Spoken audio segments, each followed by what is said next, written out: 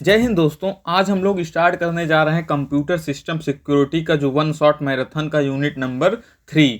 हम लोग इस यूनिट को कम्प्लीटली स्टडी करेंगे और साथ ही साथ आपको इसकी नोट्स भी प्रोवाइड करेंगे, जिससे आपको बाद में रिवीजन करने में कोई प्रॉब्लम ना हो। तो इस यूनिट का हमारा जो नाम है secure architecture principles isolation and lease, ये हमारे चैप्टर का नाम है। और इसके पहले हमने यूनिट नंबर 1 यूनिट नंबर 2 दोनों को वन शॉट वीडियो में अपलोड कर चुके हैं। आप उन्हें जाकर प्लेलिस्ट में देख सकते हैं। तो अपना स्टार्ट करते हैं यूनिट नंबर 1। सबसे पहला हमारा जो टॉपिक है एसएस कंट्रोल, जो पहला हेडिंग हमारा यहाँ पे रहेगा एसएस कंट्रोल। एसएस कंट्रोल होता क्या है, हम इसका हिंदी में आपको समझाते हैं। एसएस कंट्रोल का मतलब होता क्या है। हम इस वीडियो को यूट्यूब पर देख रहे हैं तो हम यूट्यूब का एग्जाम्पल लेके आपको समझाते हैं। जैसे ये यूट्यूब चैनल है, AKTU वाला चैनल मेरा यूट्यूब चैनल है।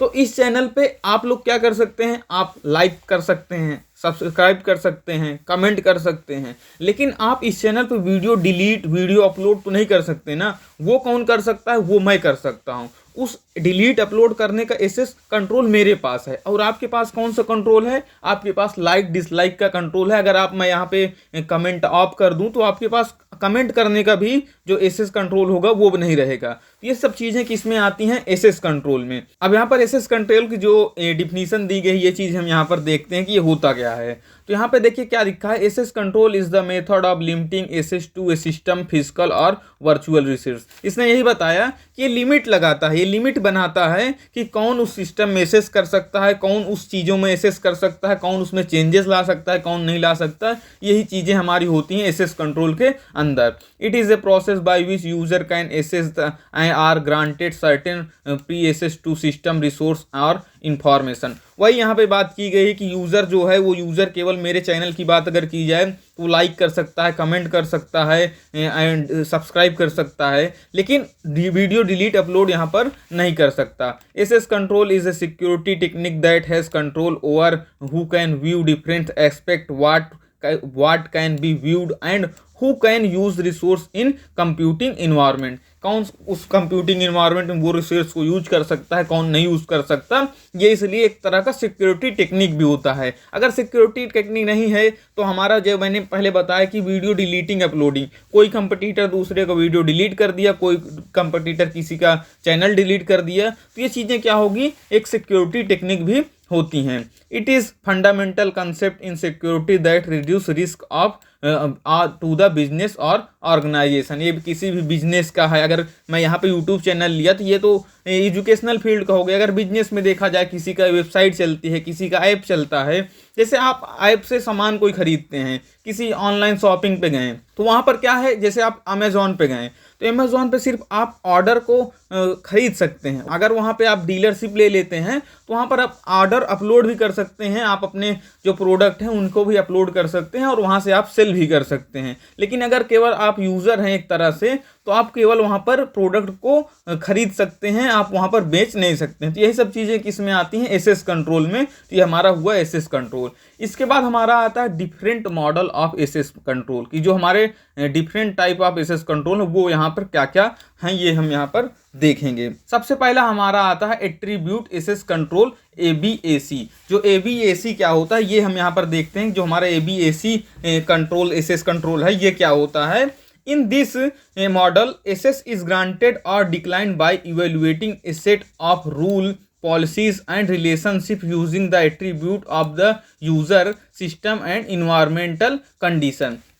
बेसिकली जो हमारा ABAC में क्या होता है, इसमें आपको जो एसेस होता है वो ग्रांट करना है या डिक्लाइन करना है। वो इसके जो रूल होते हैं, जो पॉलिसीज़ होती हैं, जो रिलेशनशिप होता है यूज़र का, जो यूज़र के एट्रीब्यूट्स होते हैं, उसके आधार पर यहाँ पे अलाउ करना होता है कि इस यूज़र को यहाँ पर एसेस ग्रांट करना है या उसका एसेस डिक्लाइन करना है, वो यहाँ पर होता है।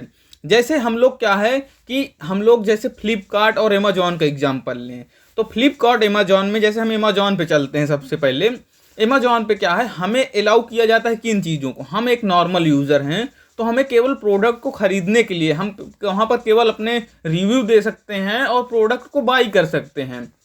लेकिन अगर हमें हमने वहाँ पे जो एक ले लिया अपने सेलिंग के लिए, हमने वहाँ पर सब्सक्रिप्शन ले लिया कि हम सेलर भी यहाँ पर बनेंगे, तो आपको फिर अलाउ क्या कर दिया जाता है, आप अपने प्रोडक्ट भी वहाँ पर अपलोड कर सकते हैं और अपने प्रोडक्ट भी वहाँ पर सेल कर सकते हैं। तो क्या हुआ, वहाँ पर रिलेशनशिप आपका क्या हो जाएगा अमेजोन से, एक उसके आप पार्टनर हो जाएंगे। लेकिन अगर आप वहाँ से केवल खरीद रहे हैं सामान, तो वहाँ पर आपके जो रिलेशनशिप है वो यूज़र का रिलेशनशिप है। तो ये क्या होती है, यूज़र की रिलेशनशिप पॉलिसीज जो रूल्स होते हैं उसके आधार पर एसेस कंट्रोल यहाँ पर दिया जाता है। हमारा जो दूसरे नंबर पर आता है डैग। डैग क्या होता है, इसको भाई हमने यूनिट नंबर जो 2 में भी बहुत डीपली स्टडी किया था। यहाँ पे इस यूनिट में ज़्यादा इसको नहीं पूछा गया है, लेकिन यूनिट 1 में इसका ज़्यादा बड़ा टॉपिक है। ये डैग को 5 नंबर में क्वेश्चन भी पूछा जाता है कि डैग होता क्या है।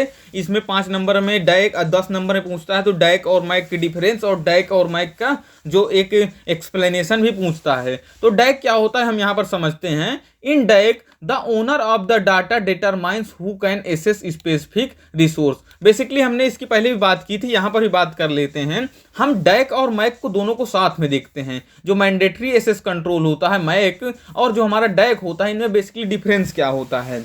जब हम लोग किसी भी वेबसाइट या किसी भी ऐप पे अपना एक user ID, user password create करते हैं, हम वहाँ पर साइन अप करते हैं, फिर हमें वहाँ पे लॉगिन करना होता है। तो लॉगिन करना होता है तब हमें एक जो वहाँ का ओनर होता है या उसमें ऑपरेटिंग सिस्टम होता है। तो डैक में क्या होता है, जब हम लोग अपने जो इनपुट क्रेडेंशियल हैं, जो हमारे पासवर्ड और यूज़र नेम होती हैं, यूज़र आईडीज़ होती हैं, जब उसको हम इनपुट दे करते हैं तो उसके बाद जो उसका ऑनर होता है उसके बाद उसके पास जाता है नोटिफिकेशन कि इस पर्सन को अलाउ करना है कि नहीं करना है। तो यहाँ पर क्या होता है, ओनर के पास जाता है। ओनर अगर अलाउ कर दिया तो आपको अलाउ हो जाएगा। आप अगर ओनर, आप वहाँ पर पहले से आपकी कोई, आपने पेड नहीं कर रखा है, आपकी कोई वहाँ पर जो एक सब्सक्रिप्शन नहीं है, तब भी वहाँ पर अगर ओनर ने आपको अलाउ कर दिया तो आपको अलाउ हो जाएगा कि हाँ आप वहाँ पर एसेस कंट्रोल ले सकते हैं। लेकिन जो हमारा मैक होता है, मैक में क्या होता है कि आप अगर अपने जो इनपुट क्रेडेंशियल सही डालेंगे तभी वहाँ पर एसेस होगा। यहाँ एसेस होगा क्यों सही, तभी क्योंकि यहाँ पे जो ऑपरेटिंग सिस्टम का हमारा कंट्रोल करता है। ऑपरेटिंग सिस्टम में जो हमारे पास जो पहले से प्रोग्रामिंग दी गई है उसी के बेसिस पे वो आपको एसेस कंट्रोल देगा, नहीं तो नहीं देगा। लेकिन यहाँ पे क्या था, ओनर था, ओनर भाई उसको, ओनर को आपने मना लिया कि सर मेरे को आप थोड़ा सा एसेस कंट्रोल को दे दीजिए, मेरे पास पैसे की प्रॉब्लम है या कुछ प्रॉब्लम है, तो वहाँ पर ओनर ने आपको अलाउ कर दिया, चलो ठीक है भाई तू भी यहाँ पर अलाउ हो गया, ऐसे सपना कर लिया। लेकिन जो मैंडेटरी एसेस कंट्रोल है मैक है, यहाँ पे ऑपरेटिंग सिस्टम है, तो ऑपरेटिंग सिस्टम में चेंजेस तो कोई लायक नहीं, उसका जो प्रोग्राम्ड है तो ओनर बोल देता है भाई यार वहाँ पे अब प्रोग्राम है तेरे लिए, खाली प्रोग्राम तो चेंज किया नहीं जाएगा। तो ये यहाँ पर क्या होता है, यहाँ पर जो एक ओनर होता है, जो कंपनी होती है, उसको बेनिफिट भी ज़्यादा होता है। यहाँ पे बार्गेनिंग नहीं हो पाती, यहाँ पे बार्गेनिंग भी हो जाती है। तो ये हमारा डैक और मैक का भी डिफरेंस यहाँ पर आप समझ गए होंगे। और यहाँ पे बस यही चीज़ें लिखना होता है कि आप जब इनपुट क्रेडेंशियल डालेंगे तो वहाँ पर ओनर अलाउ करता है और वहाँ पर ऑपरेटिंग सिस्टम हमारा ओएस अलाउ करता है। तो तीसरे नंबर पर हमारा आता है history based access control HBAC। इसका जो नाम से ही पता चलता है कि हिस्ट्री बेस्ड, ये यूज़र की हिस्ट्री के द्वारा जो इसका एसेस कंट्रोल होता है वो प्रोवाइड करता है। In this model access is granted और decline by the evaluating the history of activities of the inquiring party that include behaviour, the time between request and the content of request. ये क्या करता है कि ये यहाँ पे आपकी जो प्रीवियस एक्टिविटी थी, आपकी हिस्ट्री थी, उसके बेसिस पे आपको एसेस ग्रांट करता है या डिक्लाइन करता है, वो यहाँ पर होता है। जो हमारा चौथे नंबर पर होता है identity based access control IBAC। Basically इसका मतलब क्या होता है, हम इसका सबसे पहले देखते हैं डिफिनीशन यहाँ पर क्या दी गई है। By using this model network, administrator can more effectively manage activity and assess based on individual requirement। हम इसको एक एग्जाम्पल के थ्रू समझते हैं। जैसे हम लोग जब रेलवे में अपनी ट्रेन बुकिंग करते हैं, जब हमने ट्रेन बुक करते अपनी टिकट बुक करते हैं, तो वहाँ पर क्या होता है, जैसे आप सीनियर सिटीजन का टिकट बुक कर रहे हैं, सीनियर सिटीजन का अगर टिकट जो है बुक कर रहे हैं, आपको वहाँ पर आपने ऑप्शन आता है कि आपको अपर लेवल लेना है, कि आपको लोअर लेवल लेना है, आपको मिडिल वाली बर्थ लेना है, तो वहाँ पे ऑप्शन आता है। लेकिन अगर ऑप्शन आपने लोअर, देखिए जो सीनियर सिटीजन के लिए होता है, सीनियर सिटीजन के लिए लोअर बर्थ ही बेस्ट होता है, क्योंकि उनको चढ़ने उतरने में प्रॉब्लम होती है। लेकिन अगर आपने वहाँ पर कोई ऑप्शन नहीं फिल किया, अगर आपने कोई ऑप्शन नहीं फिल किया, तो वहाँ पर क्या होता है, जो कंट्रोल सिस्टम होता है वो खुद आइडेंटिफाई करता है, वो खुद आइडेंटिफाई करता है, वो देखता है कि जो पर्सन का टिकट बुक हो रहा है वो सीनियर सिटीजन है या वो एडल्ट है। अगर सीनियर सिटीजन है तो ऑटोमेटिकली अपने से वो लोअर बर्थ की टिकट उसके लिए कंफर्म करेगा, उसके लिए बुक करेगा। जैसे हम लोग आरएसी टिकट जब बुक करते हैं, तो आरएसी टिकट में क्या होता है कि हमें हाफ सीट मिलती है। तो हाफ सीट मिलती है तो वहाँ पर क्या आइडेंटिफाई किया जाता है, जब दो लोग को हाफ सीट दी जाती है तो वहाँ पर यह ध्यान दिया जाता है मेल और फीमेल का।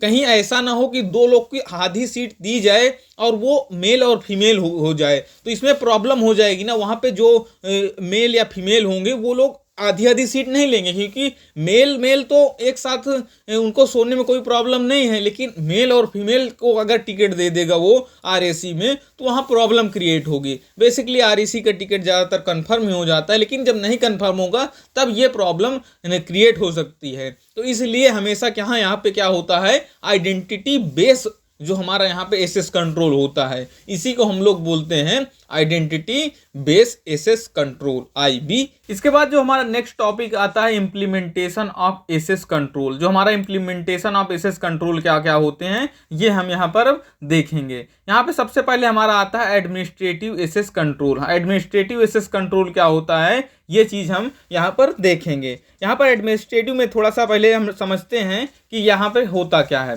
Administrative access control is set of access control policies and procedure for the whole organization, define the implementation of requirement of both physical and technical access control and what the consequence of non-compliance will be। Example में है, जैसे हमारा example are supervisory structure, staff and contractor control, information classification and training, auditing and testing. Basically यहाँ पर assess control कैसे होता है ये हम यहाँ पर समझाते हैं।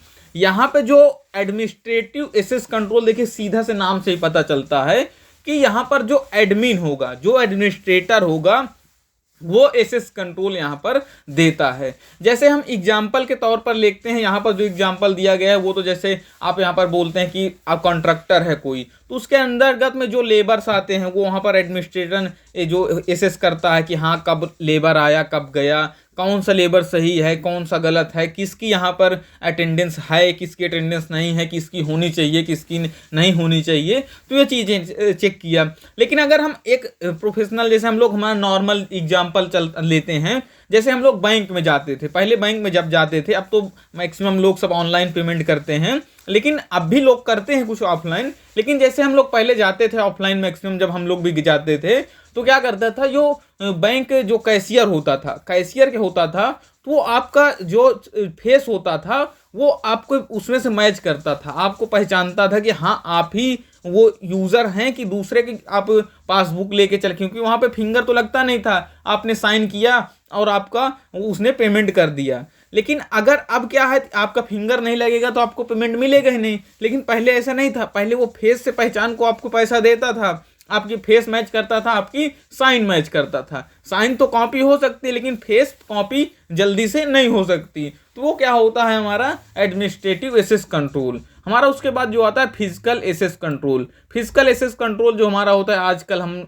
डेली करते हैं, हमारा जो डेली फिजिकल एसेस हमारा होता है, जो हमारा मोबाइल के लॉक्स होते हैं, जो हमारे फिंगरप्रिंट से फिंगर लॉक होते हैं, या हमारे फेस लॉक्स हो गए हैं, ये क्या हमारा होते हैं फिजिकल एसेस कंट्रोल। तो यहाँ पर क्या लिखा है, physical access control is the critical to an organisation security and appliances to the access और restriction of access to a place such as property, building और जो रूम्स। क्या होता है कि प्रॉपर्टी में, बिल्डिंग में, रूम्स में होते हैं, आप कार्ड आपने लगाया तो एसेस किया, आपने अपना फिंगर लगाया तो एसेस करके आपको वहाँ पर अलाउ करता है कि तभी गेट ओपन होता है। एग्जाम्पल के तौर पर यहाँ क्या है, fence, gate, door, ETC using lock, badges, biometric, facial recognition, fingerprint, ये सब हमारे क्या होते हैं फिजिकल एसेस कंट्रोल में आते हैं। उसके बाद हमारा जो आता है टेक्निकल और लॉजिकल एसेस कंट्रोल। टेक्निकल और लॉजिकल एक्सेस कंट्रोल क्या होता है ये हम यहाँ पर देखते हैं। टेक्निकल और logical access control limits connection to computer network system files and data. It enforces restriction on the application protocol operating system inscription mechanism etc. Example में हमारा जैसे यहाँ पर दिया such as example are access control list instruction detection system and antivirus software. Basically जो technical और logical access control का मतलब क्या होता है ये हम इसको हिंदी में समझाते हैं। जैसे क्या है कि आप कोई ऑनलाइन शॉपिंग करते हैं, ऑनलाइन आप का कोई शॉप है, तो वहाँ पर क्या होता है कि आप कस्टमर को केवल प्राइस दिखाते हैं कि हमारा जो इस प्रोडक्ट का इतना प्राइस है, इस प्रोडक्ट का इतना प्राइस है। वहाँ पर आप ये थोड़ी ना शो करते हैं कि इस जो प्रोडक्ट का इतने का हमारे को ख़रीद आया है, इतने को हम आपको बेच रहे हैं, इतने हमारे यहाँ पर इसका जो हमारा मार्जिन आता है, ये चीज़ वहाँ पर आप नहीं शो करते हैं। वहाँ पर आप केवल उसको क्या शो कराते हैं कि वहाँ पर इतना प्राइस है, आप इतने के यहाँ पर ख़रीद सकते हैं। अगर आपने कोई डिस्काउंट अवेलेबल रखा है तो वहाँ पर आपने डिस्काउंट मिल जाएगा, हाँ 10% डिस्काउंट आप दे देंगे। लेकिन आप जो अंदर की जानकारी है वो वहाँ पर आप नहीं दिखाते हैं। वो केवल किसको दिखता है, वो केवल उस जो शॉप का ओनर होता है, जो उस ऐप का ओनर होता है, केवल उसको दिखता है। तो ये सब चीज़ें किस में आती हैं, technical and logical access control में। उसके बाद हमारा आता है difference between Unix and window. जो हमारा ये क्वेश्चन बहुत बार पूछा जाता है 10 नंबर में कि क्या क्या डिफरेंस होते हैं यूनिक्स और विंडो में। तो हम लोग सबसे पहले चलते हैं यूनिक्स में। यूनिक्स में क्या चीज़ें बताई गई हैं। It is an open source. ये क्या होता है, हमारा ओपन सोर्स होता है। It has very high security system. जो हमारा यूनिक्स में होता है, जो सिक्योरिटी सिस्टम होता है वो बहुत ही हाई लेवल का होता है एज कंपेयर टू विंडो के।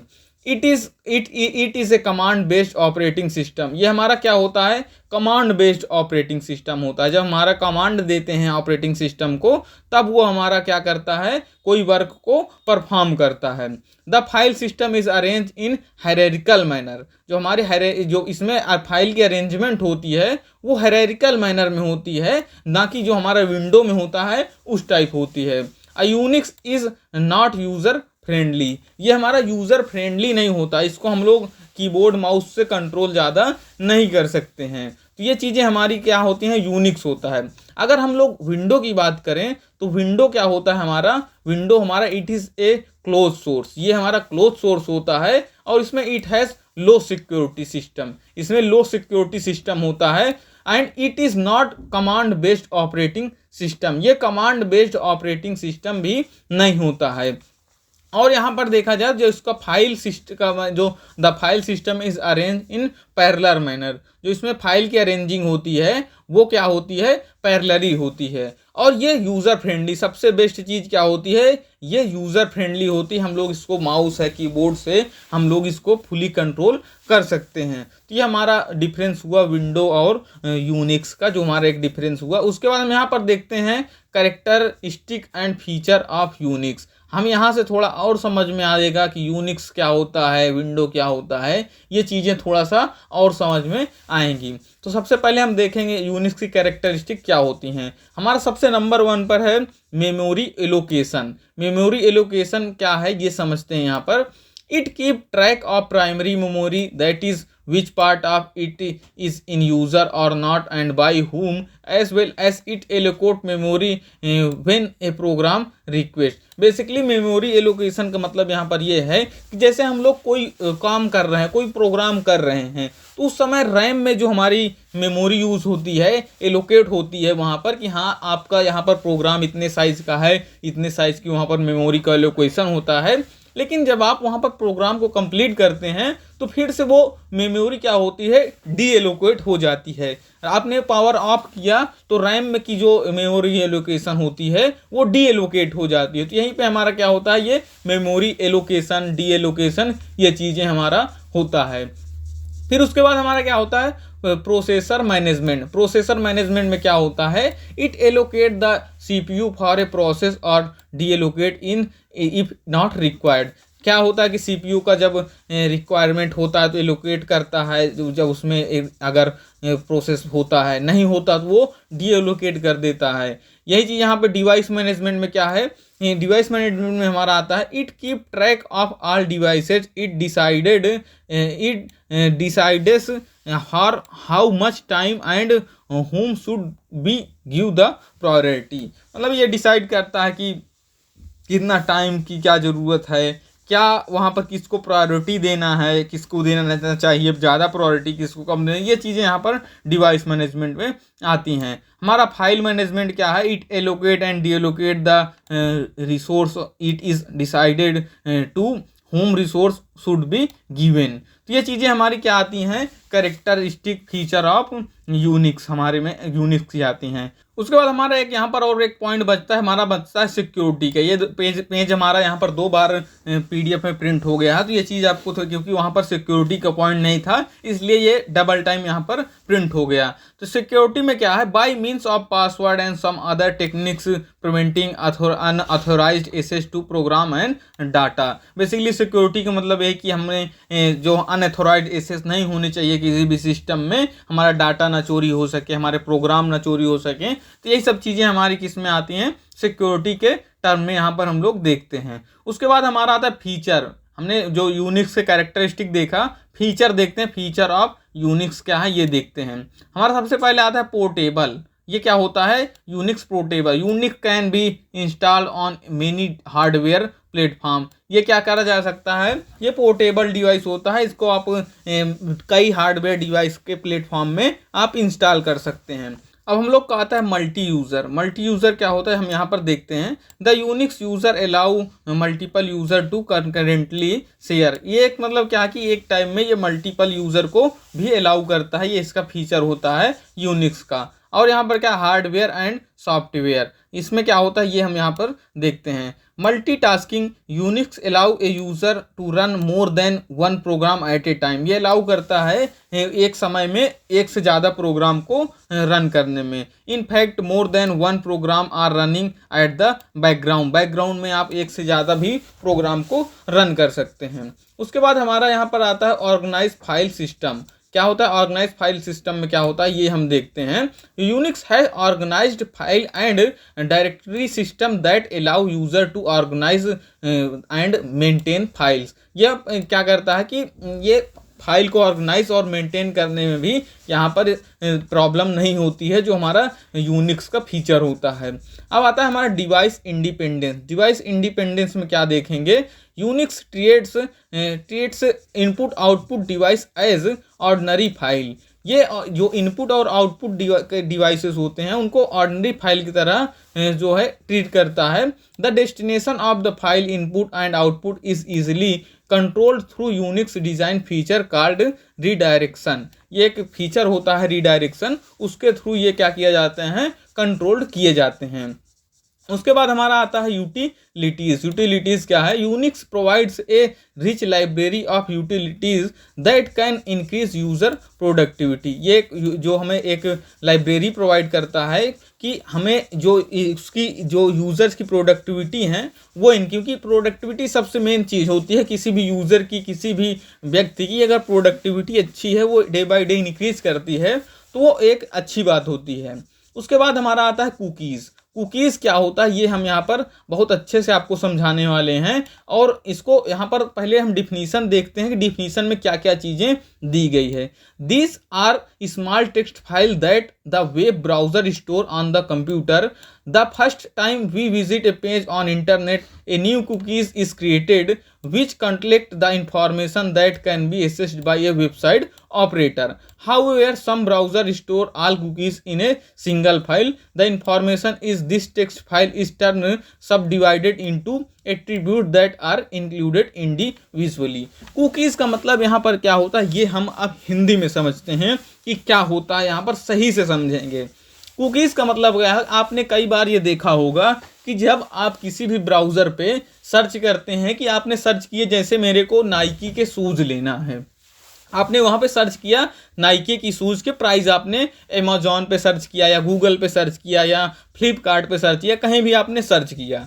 जब आप वहाँ से सर्च करने के बाद तब आपने ख़रीदा नहीं, अपने मोबाइल को रख दिया, तो कुछ समय बाद क्या होता है, आपके मोबाइल में नोटिफिकेशन आता है कि नाइकी के इस शूज़ पर इतने % का डिस्काउंट है, इस शूज़ पे इतने % का डिस्काउंट है, इस शूज़ पे इतने % का डिस्काउंट है। अगर आपने कंपनी नहीं डाला था, आपने केवल डाला था शूज़, तो आपको डिफरेंट वैरायटी के शूज़ के नोटिफिकेशन आएंगे। आप यूट्यूब पर जब जाएंगे तो यूट्यूब पर जो एड्स आता है, ऐड में भी आपको शूज़ के भी शूज़ का जो ऐड आएगा, आपको डिफरेंट टाइप के शूज़ के ऐड्स आएंगे, उसमें आपको जो ऑफर्स दिखाए जाएंगे कि ये ऑफर्स आपको, मतलब इतने तरह से जो डिजिटल में आप जब भी कहीं पे जाएंगे, किसी भी फेसबुक, इंस्टाग्राम, यूट्यूब, कहीं पर भी आपको जाएंगे तो हर जगह उसी चीज़ के एड्स आएंगे। आपको इतना एड्स मिलेगा कि आप वहाँ पर बाद में लास्टली आप वहाँ से बाई जब तक नहीं कर लेंगे तब तक आपको ऐड आते रहेंगे। जैसे ही आप बाई कर लेंगे उसके बाद ऐड आना भी बंद हो जाएगा।